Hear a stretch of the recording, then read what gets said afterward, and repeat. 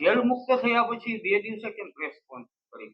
Jail મુક્ત થયા પછી મારી માનસિક સ્થિતિ એટલી બધી સારી નહોતી, મજબૂત કે હું બોલી શકું. એના માટે મને વિચારવાનો ટાઈમ, મેં અંદર જે બધું વિતાવેલું છે એમાંથી હું બહાર આવું પછી ક્યાંક કહી શકું ને મીડિયાને. કેમ કે આજ સુધી મેં કોઈ દિવસ ક્યારેય પણ સ્પીચ આપી નથી કે કોઈ પણ જગ્યાએ ક્યાંય બોલી નથી. પ્રથમ પ્રતિક્રિયા શું આપની? પ્રથમ પ્રતિક્રિયા એટલી જ કે મને જે સર્વ સમાજે સાથ આપ્યો છે આ ન્યાયની લડતમાં, એના માટે હું 18 વર્ષનો આભાર માનું છું. ખરેખર આમાં લેટર કાંડમાં છે શું? ખરેખર આ લેટર ડુપ્લિકેટ છે, ઓરિજિનલ છે? તમે કેવી રીતે ટાઈપ કર્યો, કોણ આપી ગયું, તો ઈ આખી વાત કરો. FSL માં તપાસ કરાવી લ્યો, જે છે એ દૂધનું દૂધ ને પાણીનું પાણી થઈ જશે. તમને શું શંકા લાગે છે એમાં? FSL માં તપાસ કરાવો એટલે ખબર પડી જ જશે શું છે સાચું. લેટર ટાઈપ કરવા કોને આપ્યો? FSL માં તપાસ કરાવો, સાચું છે એ ખબર પડી જ જશે તમને. FSL માં તપાસ કરાવો, દૂધનું દૂધ ને પાણીનું પાણી થઈ જશે. જ્યારે જામીન મેળવવાના હતા ત્યારે તમારા વકીલ અઢી ગુમ થઈ ગયા હતા, એનું શું કારણ? મારા વકીલ ક્યાંય ગુમ થયેલા હતા જ નહીં, મારા વકીલ ત્યાં જ હતા. બેન, પછી એક આ વાત જે આવે છે, રાત્રે 12 વાગે પોલીસે આપની ધરપકડ કરી, એ વાતમાં કેટલું તથ્ય છે અને પોલીસનો વર્તાવ તમારી સાથે કેવો રહ્યો, એ આખી વાત કરો. મને શુક્રવારે હું જોબથી છૂટીને આવી ગઈ પછી 10 વાગ્યા સુધી તો અમે જનરલી જે હાલતું હોય ઘરનું એ બધી એ વાત કરતા હતા. અને પછી અમે લોકો બધા સૂઈ ગયા. અને સૂઈ ગયા પછી રાત્રે 12 વાગે પહેલા આગળનો ડેલો બહુ જ પ્રેશરથી ખખડાવ્યો અને પછી આ ડેલો ખખડાવ્યો. એટલે પપ્પા ઉઠીને બહાર આવ્યા કે કોણ છે અત્યારે. મને એમ હતું કે ગામનું કોઈ હશે, કંઈક થયું હોય એટલે બોલાવતા હશે એમ, એવી રીતે. તો પપ્પા ઉઠીને બહાર આવ્યા, એને ડેલી ખોલી અને પછી પોલીસ વાળા 3 જેન્ટ્સ અને 2 લેડીઝ આવ્યા હતા. એને એવું કીધું કે પાયલબેન ક્યાં છે, એવી રીતે કીધું. તો પપ્પાએ કીધું સૂતા છે, કે જગાડો એને. પછી મને જગાડી પપ્પાએ અને હું જાગી અને મને કે હાલો કે તમારે પોલીસ સ્ટેશને આવવાનું છે, તમને સવારે મૂકી જાઓ. જેલ મુક્ત થયા ત્યારે કેટલાક પાટીદાર આગેવાનો, અલગ અલગ રાજકીય નેતાઓ પણ હતા. તમે કેમ જેનીબેન સાથે ગયા? જેનીબેન તમારા સહારે કોઈ રાજનીતિ કરતા એવું તમને લાગે છે? ના. જેનીબેન સાથે કેટલાક સમયથી તમે સંબંધ? જેનીબેન સાથે હું જેનીબેનને ક્યારેય ઓળખતી નથી. કેમ કે જે રીતે ગાડીમાંથી સરઘસ નીકળ્યું એ રીતે તમે ગાડીમાં બેઠા હતા. જેનીબેન મને એક દીકરી તરીકે મદદ કરવા માટે આવ્યા હતા. મદદ માટે ઘણા બધા હતા લોકો પાટીદાર સમાજ. જેનીબેન, મારા ઘરે પરિસ્થિતિ એવી હતી કે મારા મમ્મી પપ્પા મને લઈ ગયા પછી ન્યા મારું શું થાય છે એ લોકોને કઈ ખબર જ નહોતી કે અહીંયા એ લોકોની કઈ પરિસ્થિતિ એવી હતી જ નહીં કે બોલી શકે. એ શું કરે છે મારી દીકરી, એના માટે એ સાચવવા માટે આવ્યા હતા. મારા મમ્મી પપ્પાનું ધ્યાન રાખવું. તો તમને એવું લાગ્યું કે આ ખરાબ લેટર છે તો તમે પોલીસને જાણ કેમ ન કરી? FSL તપાસ કરાવો, જે છે એ સાચું આવી જશે બહાર. FSL તપાસ કરાવી લ્યો એટલે તમને ખબર પડી જાય હું સાચું છે હું ખોટું. હા, મેં ગુનો કર્યો જ નથી. બેન, ગઈ રાતે કોઈ કોંગ્રેસના નેતાઓ આવ્યા હતા, કોણ કોણ મળવા આવ્યું હતું? મને નામ યાદ નથી ભાઈ. કાલે આવ્યા હતા ને? બહુ બધા આવતા હોય ને જાતા હોય, પણ હું કોઈને ઓળખતી જ નથી.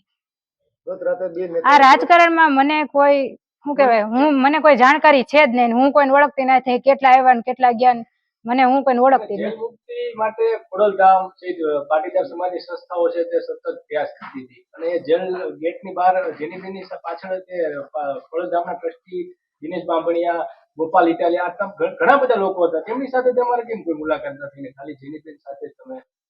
જેનીબેન મારા મમ્મી પપ્પાને આશ્વાસન આપવા માટે જ આવ્યા કે તમારી દીકરી જે ખોટા ગુનામાં ગઈ છે તો એ કે તમને સાચવવા માટે આવ્યા તમે મમ્મી પપ્પાને. ગાડીમાં તેની જોડે નીકળ્યા? એની ગાડીમાં જ તમે આવ્યા હતા?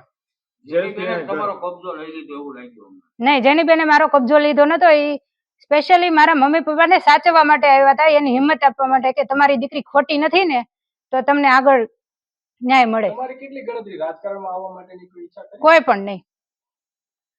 કેમ કે તમે હવે શું કરવા માંગો છો?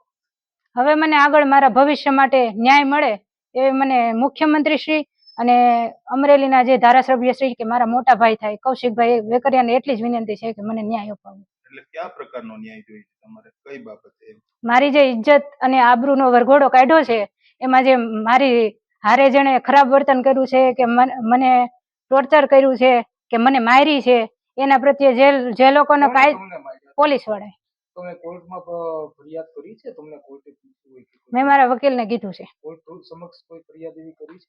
મેં મારા વકીલને કીધું છે કે મને મારી છે. કૌશિકભાઈ પાસે શું અપેક્ષા રાખો તમે? કૌશિકભાઈ પાસે મને એક જ અપેક્ષા છે કે મારી સાથે જે થયું ને એ આગળ જતા કોઈ પણ સમાજની દીકરી હોય એની સાથે ક્યારેય થવું ન જોઈએ. કૌશિકભાઈ અત્યારે શું થાય છે? મળ્યા તમને વાત થઈ ક્યારે? નહીં, મારે વાત જ નથી થઈ અને મને મળ્યા નથી. તમારો સરઘસ કાઢી તમાશો થયો એના વિશે તમે શું કહો છો? મારો સરઘસ કાઢીને મારો તમાશો કર્યો એ એક મતલબ થી અમને એવું કઈ કહેવામાં આવ્યું જ નહોતું. અમને ત્યાંથી લઈને આવ્યા પછી તે દિવસે સન્ડે હતો અને ગાડીમાંથી અમને ઉતાર્યા અને રીતસરનું 4 ને ચલાવ્યા થોડાક આગળ. પછી સાયબર ક્રાઇમની ઓફિસમાં લઈ ગયા, પાછા બહાર નીકળ્યા અને પછી પાછા અમારા વિડીયો શૂટિંગ ને ફોટો કર્યો. એમાં કોંગ્રેસ ખૂબ રસ લે છે, એનું કઈ કારણ તમારા નજીકનો કોઈ સંબંધ ખરો કોઈ સાથે? કોંગ્રેસ કે ભાજપ ગમે એ સરકાર છે, મને આ રાજકારણમાં કે કોઈ પણ પ્રકાર મદદ કરી? ભાજપ, કોંગ્રેસ, આપ કે પાટીદારની સમાજ? બધા સમાજ રાજકીય પાર્ટીના નહીં, એવું કોઈ નહીં, બધા સમાજ. અચ્છા બેન, તમે મનીષભાઈ ત્યાં કેટલા સમયથી નોકરી કરો છો અને કિશોરભાઈ સાથે તમે અગાઉથી સંપર્કમાં ખરા? નહીં, મનીષભાઈ સાથે તો કેટલો ટાઈમથી હું નોકરી કરું છું પણ એવું કઈ છે નહીં. આજે ફરિયાદી જે છે કિશોરભાઈ, એ પણ આ જ ગામના છે અને એમના જે આ લેટર પેડ ઉપર જે ફરિયાદ આક્ષેપો જે થયા છે, તો શું લાગે છે આ લેટર પેડ કઈ રીતનું તો વાયરલ થયો, કોણે લખ્યો? ઈ મને FSL કરાવો એટલે તમને ખબર પડી જાય સાચું શું છે. હવે હું બોલું.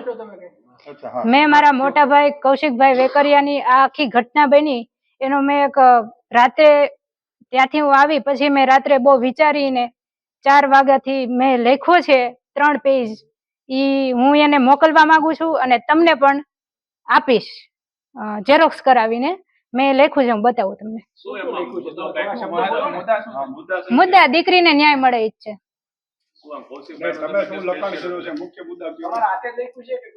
નહીં, મેં જ લખ્યું છે. પોઈન્ટ તો એવો છે કે સ્ત્રી સ્વાભિમાન અને સ્ત્રીને ક્યારેય કોઈ દિવસ આવી રીતે ઇજ્જત કોઈ દિવસ કોઈ પણ સમાજ હોય કે ગમે તે હોય આવી રીતે કોઈ દિવસ કોઈ ઇજ્જત ઉછાળે નહીં. એવું મેઇન પ્રશ્ન ઈ જ છે. અને કોઈ પણ દીકરીને આવી રીતે કોઈ કઈ થાય નહીં. જેલ મુક્તિ થયા બેન ત્યારે મીડિયાએ તમને પૂછવાનો પ્રયત્ન કર્યો. જેની બેન તમને કાનમાં કહે છે કે અત્યારે રહેવા દેવો એમ, અને પછી છેલ્લે કહે છે સત્યમેવ જયતે. આપ પછી સત્યમેવ જયતે બોલો, એટલે એ કઈ રીતે? જેની બેન કે ને હું કરું એવું તો કઈ છે નહીં, કેમ કે હું એટલી સક્ષમ તો છું જ કે મારે શું કરવું છે ને હું મારો ડિસિઝન લઈ શકું છું. રાત્રે કેમ બાઈક રાત્રે બાઈટ મારી માનસિક સ્થિતિ એટલી બધી મજબૂત જ નહોતી કે હું કઈ બોલી શકું. આજે 2 દિવસ વીતી ગયા. હા, 2 દિવસ વીતી ગયા. હું રાત્રે મેં બધું વિચાર્યું અને મેં આ 3 પેજ લખ્યા છે. એ હું કૌશિકભાઈ વેકરિયા જે મારા મોટા ભાઈ તરીકે અને અમરેલીના પ્રતિનિધિ ધારાસભ્ય તરીકે અને મુખ્યમંત્રીને એટલું જ કહેવા માંગુ છું કે સમાજની કોઈ પણ દીકરી હારે આવી રીતે એની કોઈ ઇજ્જત ઉછાળવામાં ન આવે અને ન્યાય મળી જાય મને. હું એની પાસે એ જ અપેક્ષા રાખું છું કે મને ન્યાય અપાવો. લખાણ કરવામાં કોઈ માર્ગદર્શન કરતો નહીં, કોઈનું કાંઈ નહીં.